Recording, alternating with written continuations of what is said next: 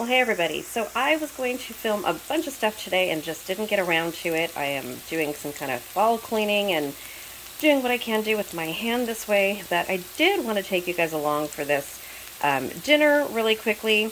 So I am making what's called S.O.S, something on a shingle. It's really good.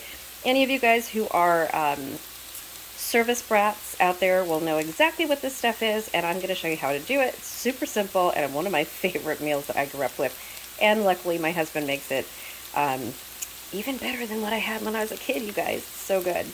Okay, so he's working outside today, so I am going to be doing this, and all I'm doing is I cut an onion and I am sauteing it, and then I'm going to get the beef. I have 80% fat or 85% fat. It's Costco ground beef. It's a really good one. It's actually when I did my big shopping spree last November, I think, is when we got all of our ground beef for the next year. So that's what I'm going to be doing. So it's almost a year old.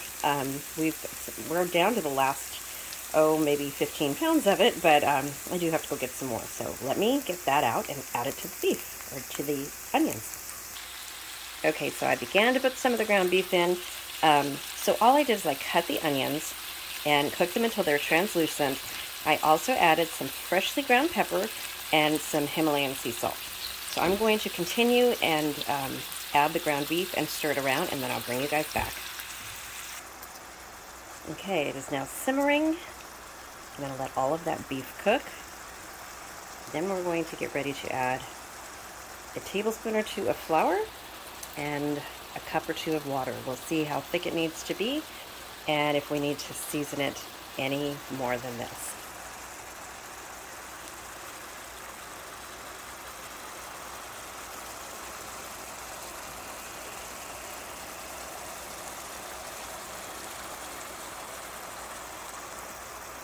Okay, you guys, so as you know, or some of you know, I am a Thrive Life consultant, and I just want to tell you that I do mix in some of these foods. So I do use the foods in everyday food.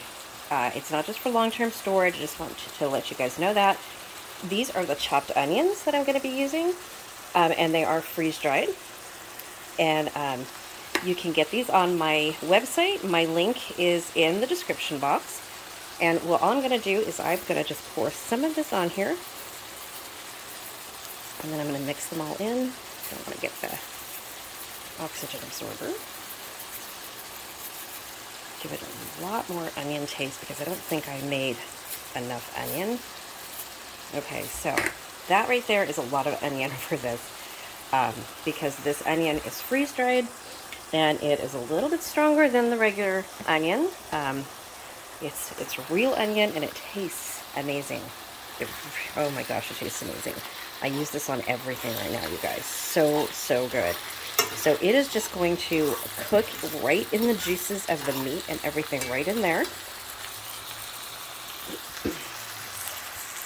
Switch hands. There we go. And this is going to just add a lot of flavor to this. So I have Texas sweet onion in here, and then my Thrive Life. So I'm just going to cook this until the meat is completely done. And I've got some chunks of meat. I really don't want it to be chunked because this is going to be made into like a gravy, a thick gravy, and then put on some sourdough toast with some butter on it. And this is a whole meal. Usually I serve this with a salad. Tonight I don't have any salad and I haven't gone to the store all day today. But oh, it's going to be so good. So there's plenty of onion in there. I didn't add any garlic at all to this dish, which is a rarity, I know. So good. Okay, so let me get the milk ready and the flour, and I'll show you the next step. Doesn't that look pretty, guys? Smells so good. Okay, so I'm going to bring you back here, and I have my flour ready, and I have 1 cup of milk poured. So I am going to take a tablespoon of flour and just sprinkle it around here on the meat, like this. I'm going to do 2.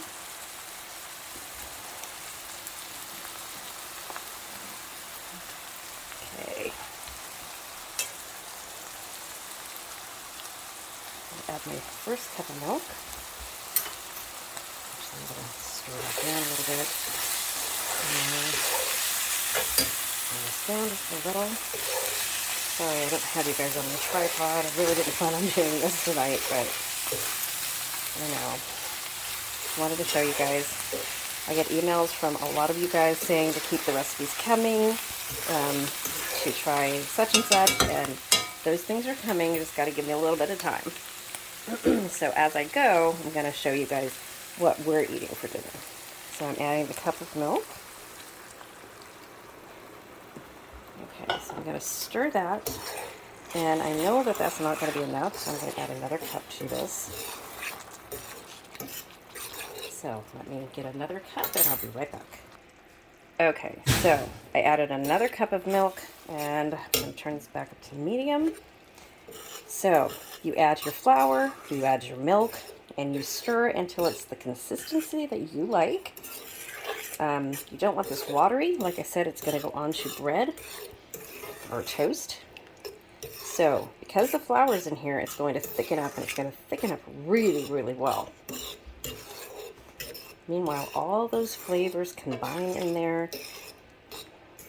So you can add some bell peppers to this. You can add garlic to this. Some broccoli. I mean, you could do anything and make this a completely different meal, you guys. This is just kind of a base. And it really is, it used to be a poor man's meal because it's just ground beef and flour, onions, and some milk. And I suppose if you didn't have milk, you can use water and it would eventually thicken up. It wouldn't be as good. But anybody who had parents or grandparents back into the 20s and 30s, 40s, even the 50s, in the wartime eras, and everybody made this. And it really, really is good. It really is. It's one of my favorite things. So I'm just going to let this heat up like this. So I have some sourdough bread right here. And I'm going to do 4 slices of this and toast it and get this ready for us to put the S.O.S on. Okay, so about 4 minutes have passed. Just want to show you, so I'm stirring this with my left hand, the one that hurts. Just want to show you how thick this has gotten. Look at that. So it is thickened up really nicely. And I'm going to put my toast into the air fryer.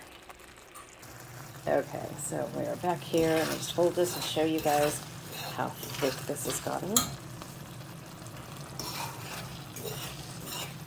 So there was hardly any fat in that ground beef, but if you have fatty ground beef, you want to remove the fat before you put in your flour and your milk. See how right here I just have a little teeny bit? There was hardly any fat in this at all. It's very, very lean ground beef. It's, I think 85% fat. So it has a good flavor, but it doesn't leave a bunch of fat behind.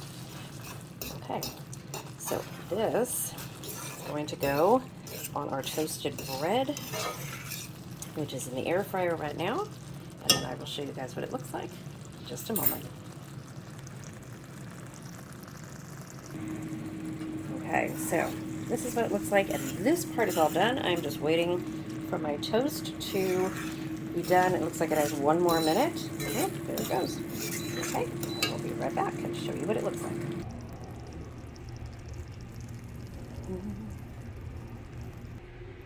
Okay, here is our toasted sourdough. I'm going to butter them and then put the S.O.S on top. Okay, you guys, and there you have it. Stuff on a shingle, S.O.S. Old recipe. Why don't you guys try it? Let me know what you think. So the word of the day today is going to be Thrive Life. That's right, Thrive Life. And again, you guys can find the link to my Thrive Life website in the description box. Thanks for watching. Don't forget to subscribe, hit that like button, and make sure you comment the word of the day in order to be entered into our 7,000 subscriber appreciation giveaway. See you soon, guys.